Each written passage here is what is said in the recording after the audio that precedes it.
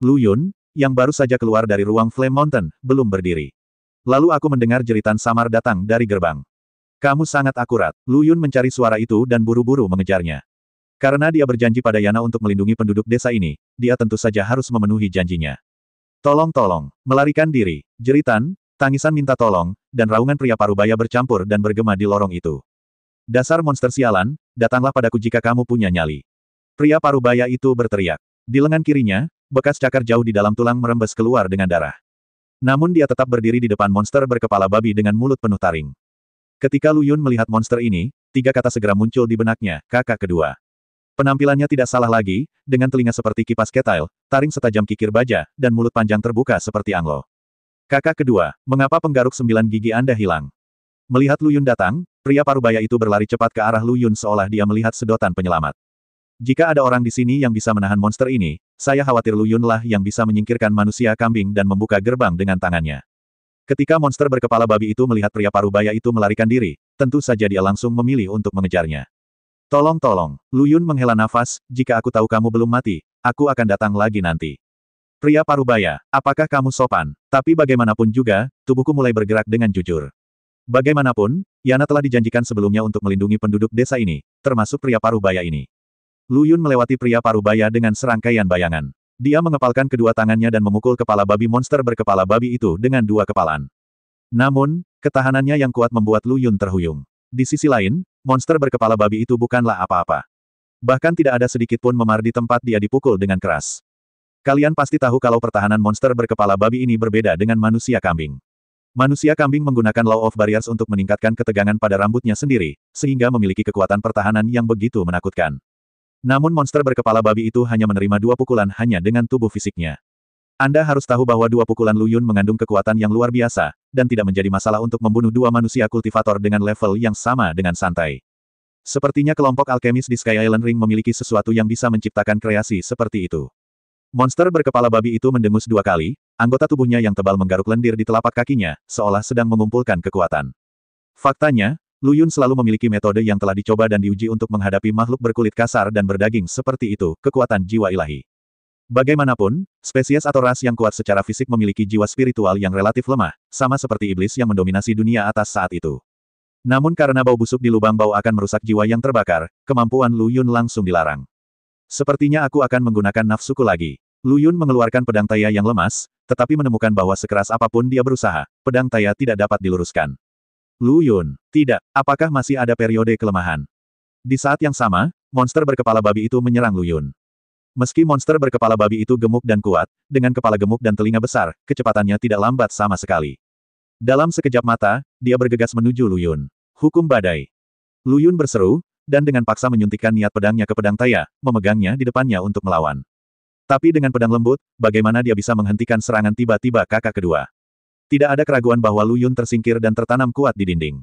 Penduduk desa yang melihat pemandangan ini tampak putus asa. Bahkan Lu Yun, yang mereka anggap sebagai harapan mereka, bukanlah tandingannya, jadi bagaimana mereka bisa menahan serangan sengit monster berkepala babi itu.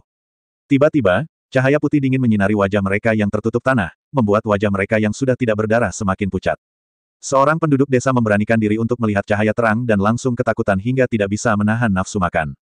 Hantu, kehendak Oh, The Wisp. Itu adalah keinginan Oh, The Wisp. Raja Neraka telah mengirim orang untuk mengambil nyawa kita. Penduduk desa yang sudah ketakutan langsung kebingungan dan lari ke segala arah. Berdiri di tempatmu sekarang dan jangan bergerak. Hantu, api hantu telah berbicara. Seorang penduduk desa langsung ketakutan dan pingsan.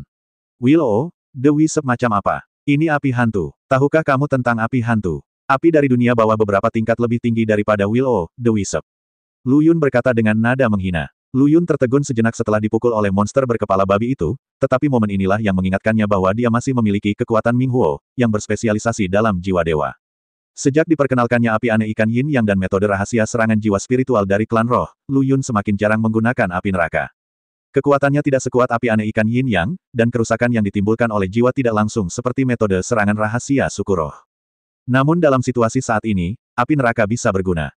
Melihat Lu Yun mendekat selangkah demi selangkah, kakak laki-laki kedua benar-benar menunjukkan ekspresi ketakutan yang jarang terjadi.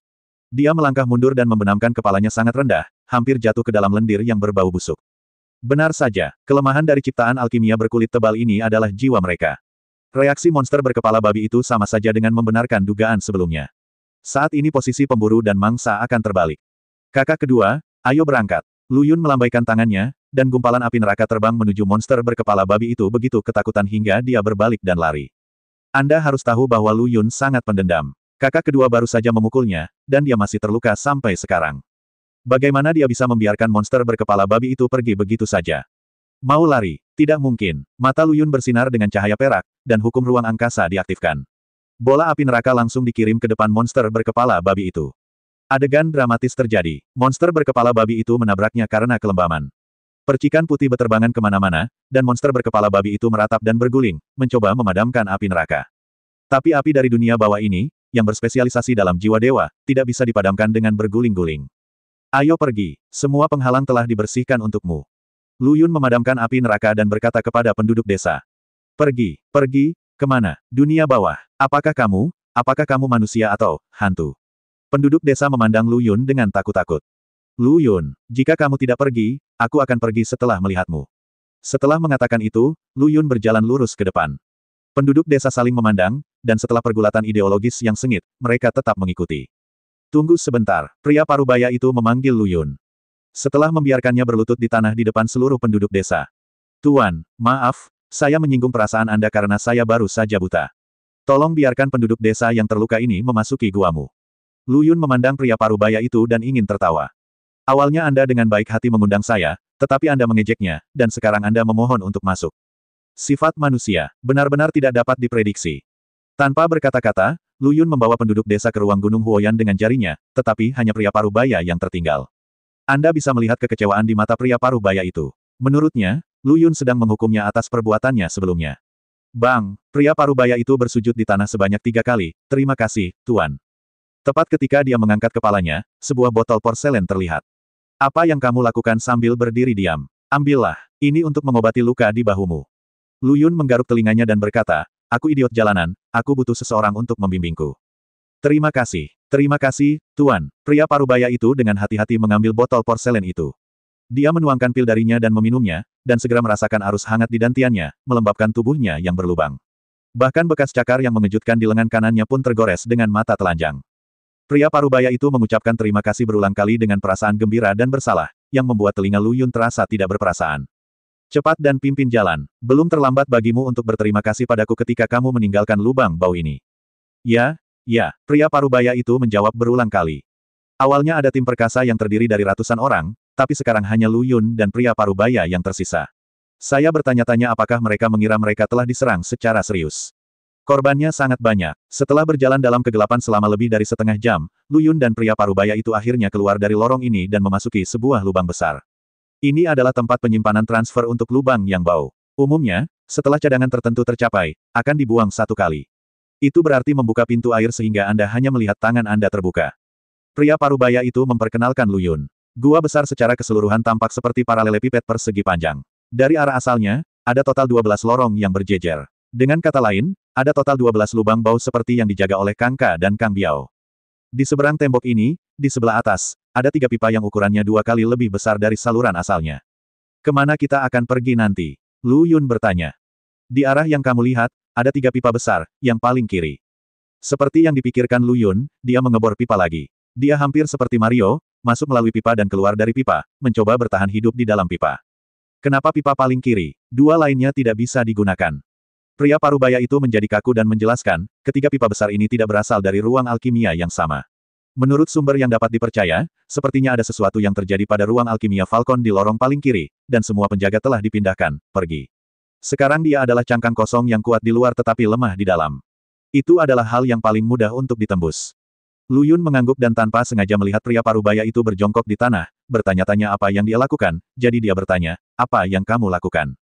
Anak muda, saya meninggalkan bekas. Pak, seperti ini. Kami, 12 orang di lubang bau, telah membuat kesepakatan bahwa jika ada yang bisa datang ke sini, dia akan meninggalkan bekas di sini untuk mengingatkan para penggarap lainnya tentang saluran. Pria parubaya itu menunjuk ke tanda bunga kecil di pipa di kedua sisi dan berkata. Oh, Lu Yun melihat sekilas ke sekeliling dan menemukan bahwa sebagian besar mulut pipa telah ditandai.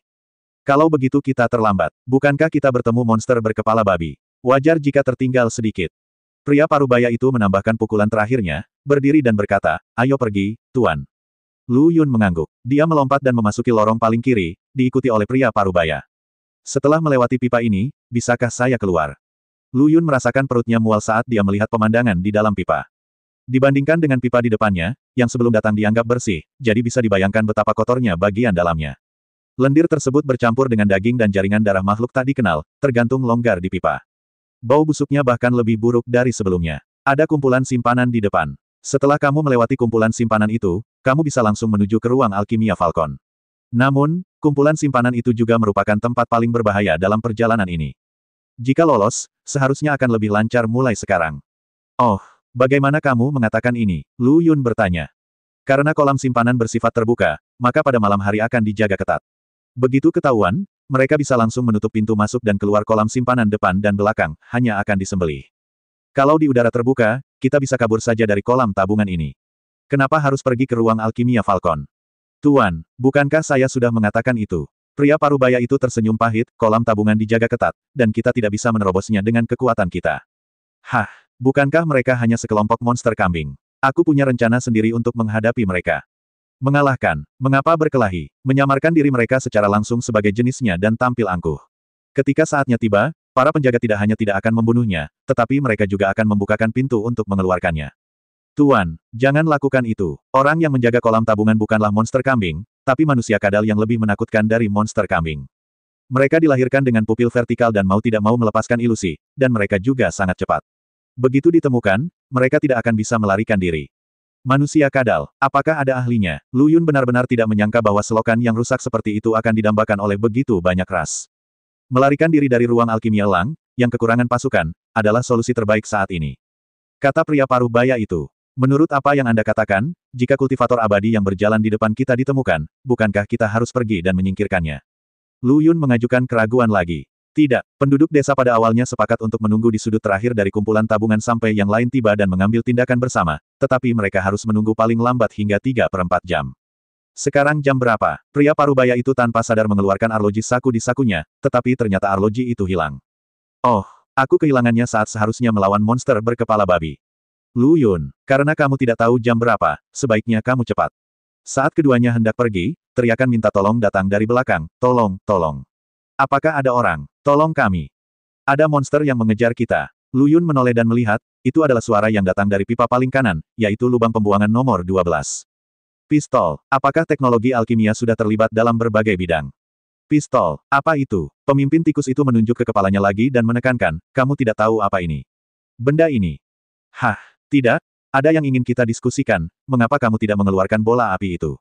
Pemimpin kelompok tikus melihat bola api Lu Yun yang berkembang pesat dan gemetar ketika dia berbicara, nilai kekuatanmu cocok dengan otakmu, dari tikus kita. Ayo bergabung, aku pasti bisa membunuh para alkemis itu hingga berkeping-keping. Apakah kamu menghinaku? Kamu punya otak sebesar kacang almond dan IQ yang tinggi. Kamu tidak berpikir bahwa bisa mengucapkan kata-kata orang berarti kamu memiliki IQ yang lebih tinggi, bukan? Tidak mungkin, tidak mungkin. Lu Yun awalnya mengira manusia tikus ini bisa memberikan bantuan. Emosinya sama dengan ayah alkemis mereka, semuanya sombong dan sombong. Ras manusia, Anda bisa menginjak-injak martabat kami dan mempermalukan karakter tikus kami, tetapi Anda tidak boleh meremehkan kecerdasan tikus kami. Pemimpin masyarakat tikus berkata dengan marah, kami, tikus, dapat langsung menyelesaikan penjumlahan, pengurangan, perkalian, dan pembagian dalam waktu 20. Bisakah kalian manusia melakukan itu? Puff, jika secara mental kamu bisa menghitung penjumlahan, perkalian, dan pembagian dalam 20, apakah itu termasuk IQ tinggi? Maka kita semua manusia adalah jenius. Lu Yun berusaha keras untuk tidak tertawa, tapi wajah merahnya bahkan lebih mematikan bagi susu. Dasar kentut, pemimpin tikus itu merasa bahwa Lu Yun hanya menyangkal mereka. Kamu bisa mencobanya, lihat apakah aku menjawab atau tidak. Lu Yun mengangkat bahunya dan berkata, 19 kali 19. 361. Ini tidak mungkin, 15 kali 16.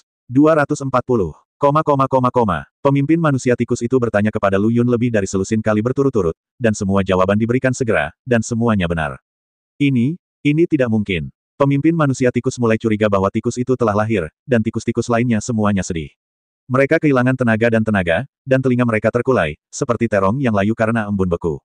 Kamu diciptakan, bukankah kamu hanya untuk membantu sang alkemis menghitung penjumlahan, pengurangan, perkalian dan pembagian dalam waktu 20? Ketika manusia tikus mendengar ini, dia menundukkan kepalanya lebih rendah. Aku lelah, cepat hancurkan.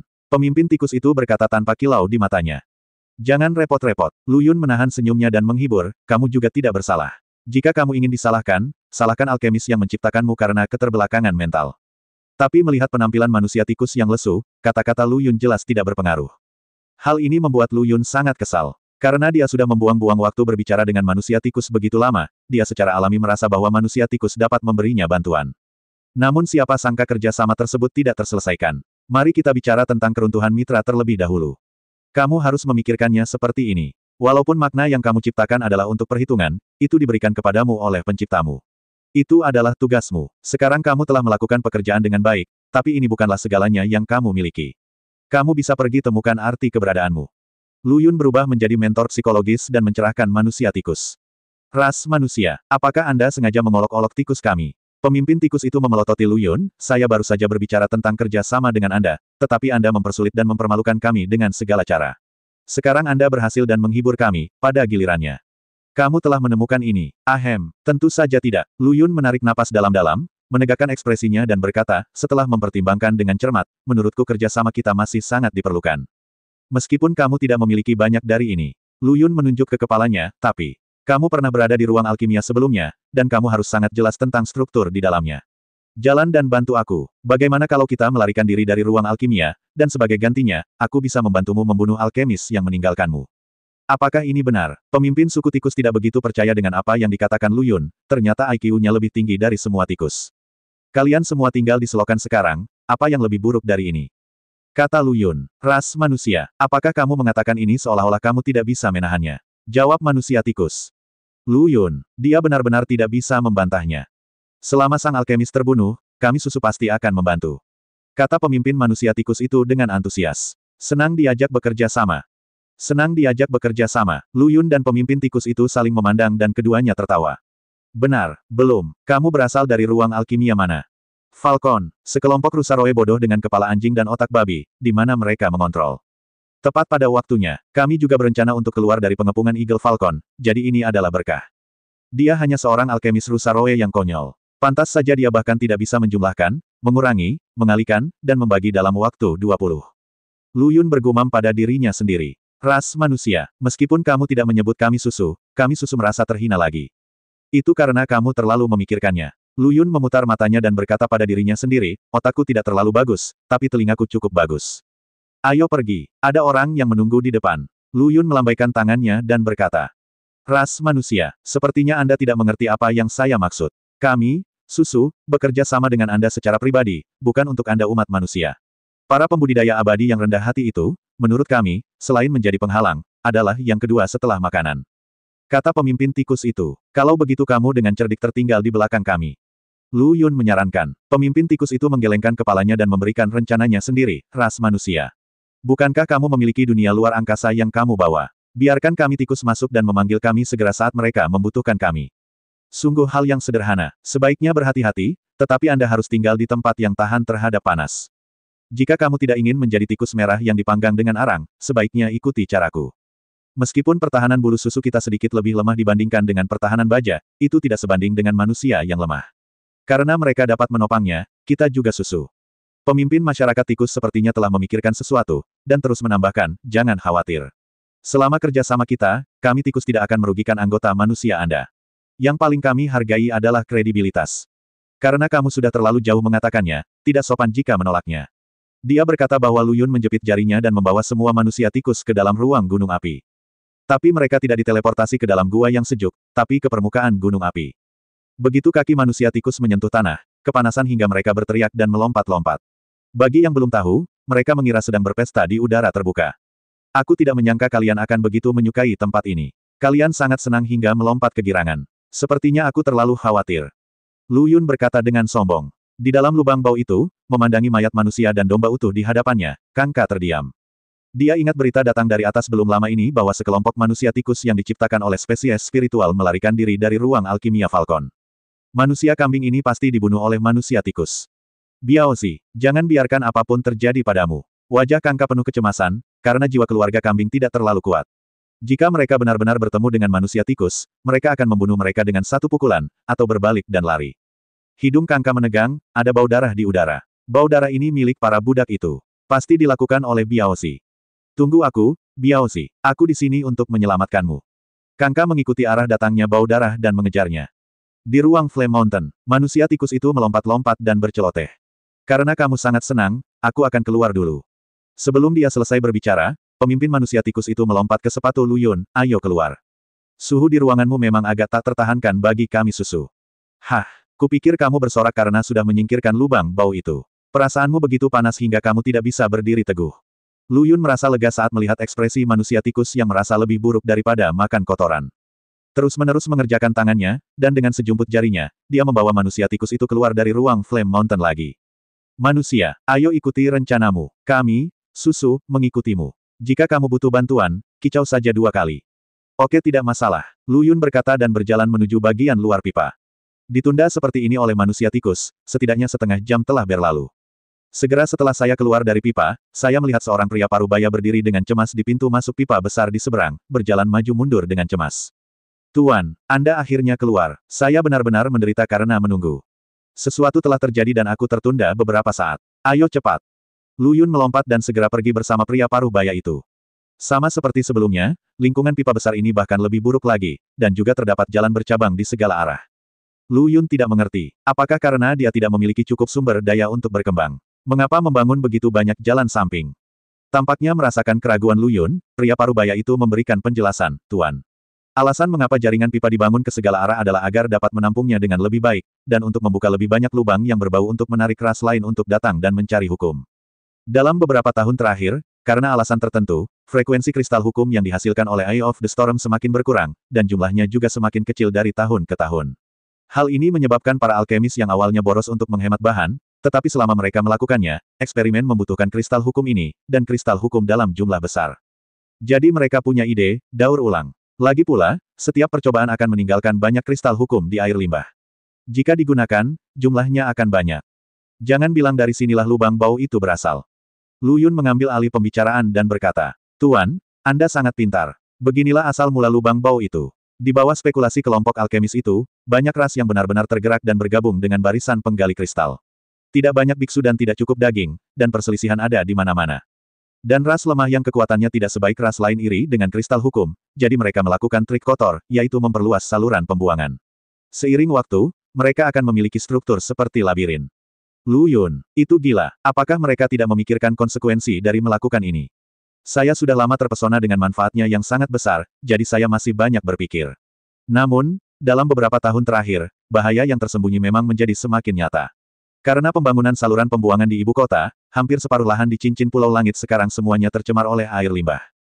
Tanpa Zibet, bahkan makhluk dengan pikiran yang kuat tidak akan mampu bertahan bahkan sehari pun, dan akan mati karena depresi dan melukai diri sendiri. Pria parubaya itu berkata sambil menghela nafas panjang. Kembali ke pertanyaan, apa sebenarnya Zibet ini? Mengapa memiliki efek menenangkan pikiran dan menenangkan pikiran? Lu Yun bertanya dengan rasa ingin tahu, tapi meski begitu, manik Zi ini masih bisa menahan nyala api aneh.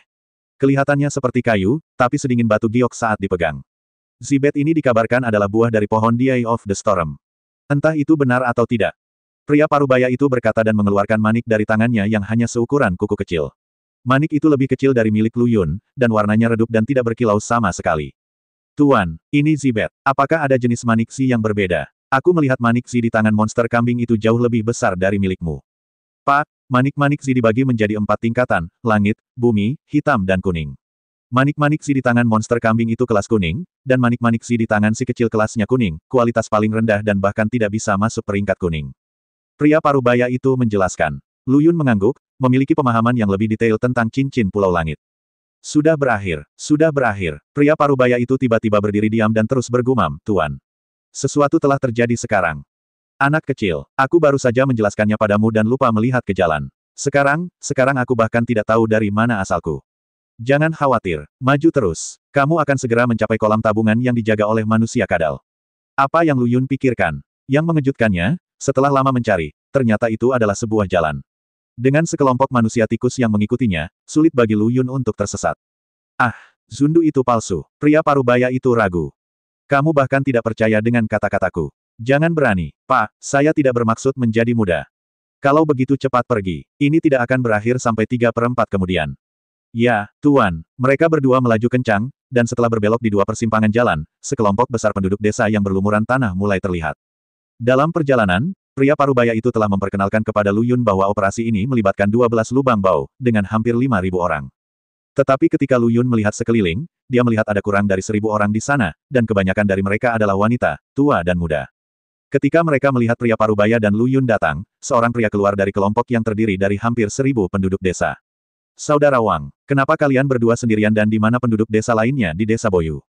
Juga, siapa ini? Dia seharusnya tidak berasal dari desa Boyumu, kan? Dia terlihat sangat aneh. Apa dia baru saja ditangkap oleh monster berkepala domba? Ada sedikit nada tidak ramah dalam nada bicaranya. Saudara Yang, ini adalah penyelamat kita. Pria parubaya itu dengan penuh semangat memperkenalkan Lu Yun kepada orang-orang ini, menggambarkannya sebagai orang yang boros.